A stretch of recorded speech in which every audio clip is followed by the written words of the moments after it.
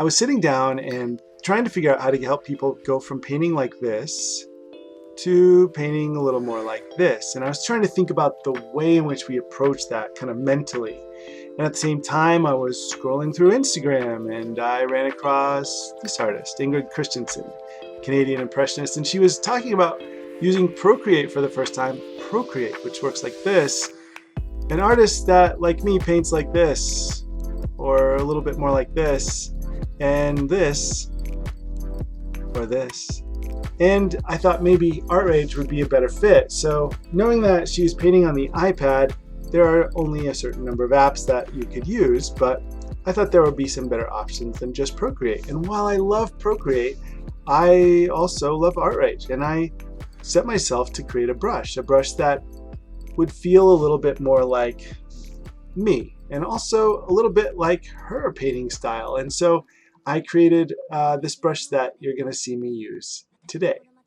And I'm going to make a canvas that's 300 pixels per inch, so in case I want to have a nice little resolution here and maybe print something that comes out of this, I have a good quality image. But I also wanted to test it out quite a bit. So here is the demo phase of this brush. So I'm got my little reference image here. I found it from pexels.com. That's where I get a lot of my quick, free, copyright-free images to use for demo painting. And I made this brush. I like this brush. I sampled the colors from that image to kind of test this brush, and it works really well. So I saved it as a new brush preset, called it Filbert1, and it works really, really well. So using that brush is great. I've already tested it. I like it, but I wanted to compare it to some of the other preset brushes within the software. So I'm using Artrage on the desktop. Now, Artrage on the iPad is a little bit different, but basically the same, basically the same deal. It just doesn't have quite as many features.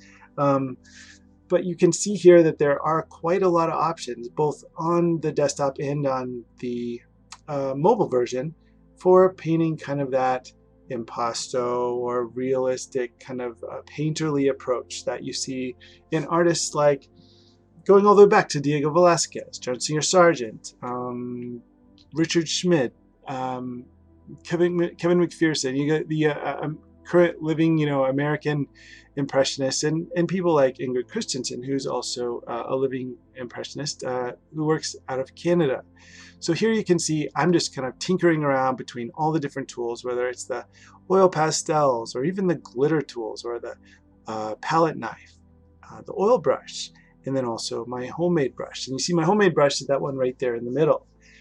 Now, I also wanted to, we're thinking about light here. If we're thinking about like a Canadian Impressionist as our inspiration today, we want to think about light, because we who kind of identify in this vein of art, we think about painting light. So I wanted to create a reference image that's more focused on light. So here's a little tutorial on how you might create a little reference in Photoshop that focuses more on the light of the object as opposed to the detail of the object. So I made this little high vibrancy, high saturation, low detail image so that I could use it in the painting. So here I've imported it in as a reference image in Artrage. And if you need a tutorial on that, you can go to my beginner series on how to import images and kind of work with the basics of Artrage.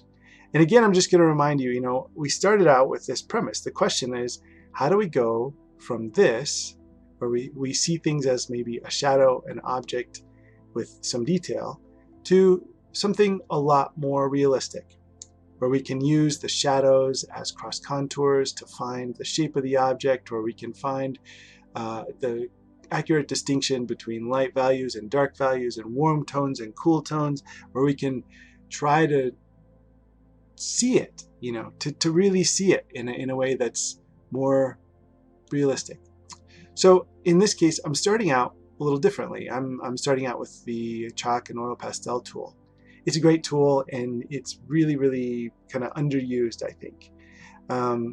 But then I'm going back to this custom brush that I made and just using the color wheel down in the corner. I have real color blending turned on, and in order to do that, you simply have to click the active color there very much in the very bottom right corner and make sure that active little check boxes next to the real color blending. And what that allows for is some really cool color interactions that when the paint kind of crashes into the paint, it allows for you to have realistic color blending, and that's really helpful.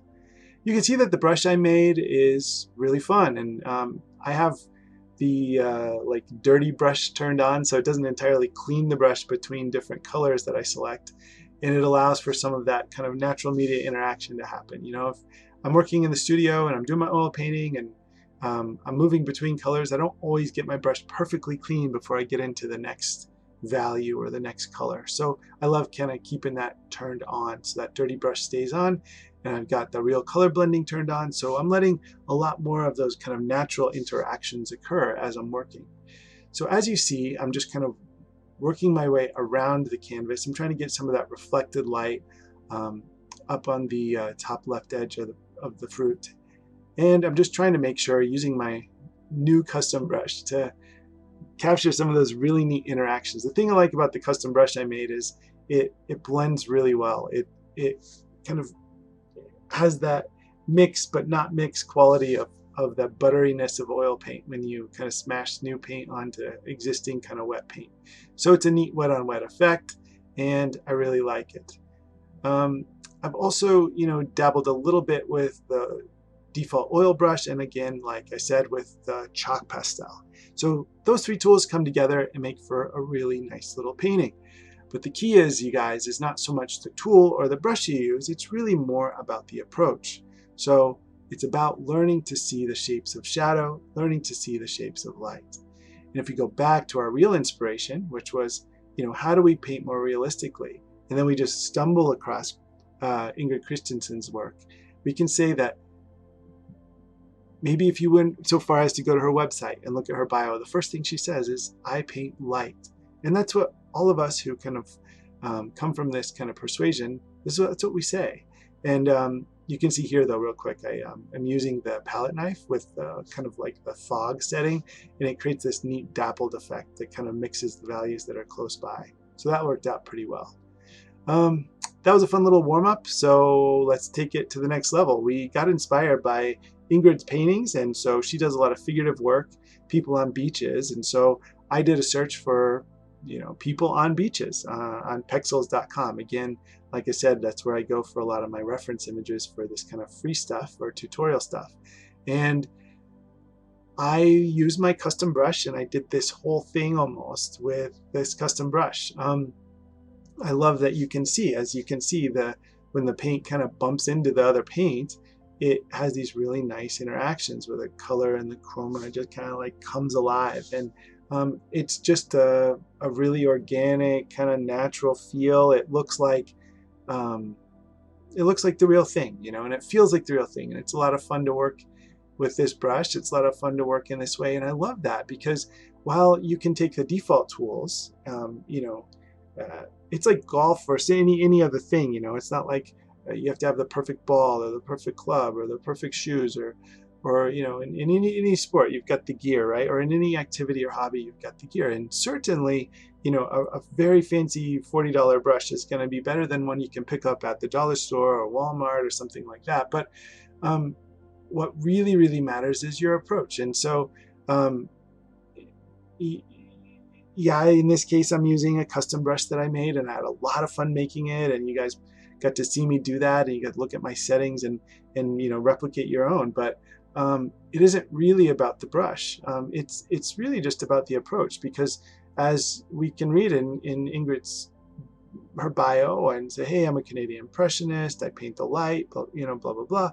That's the same thing. My training was the same way. And you know, my mentor, very famous and former Disney artist, he said, we're not painting things, we're painting lights. And if we can remember that, we're going to do a better job. And so that's why the reference image you see here, I've taken it into Photoshop. And Photoshop has these cheesy filters that I don't know anyone that uses them legitimately, but there's the one that I use for this, which is that it's like called Paint Daubs. So you go into Paint Filter, you go into the filters, and you can set this Paint Daubs filter over your image. And what it does is basically just destroys all the detail you know, here's the original image. You can see it has a lot more detail. You can see eyelashes, and you can see the individual upper and lower lips, etc.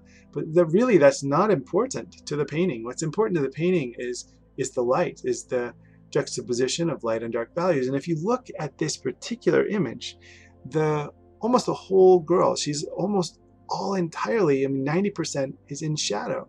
So you're painting all these rich, beautiful colors that are sitting in the shadows.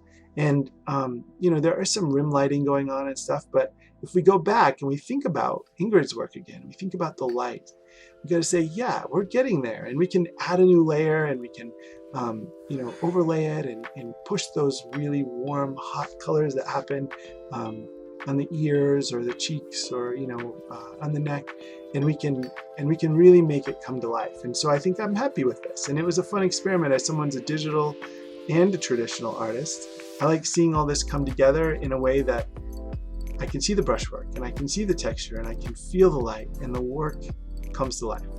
I hope you enjoyed it.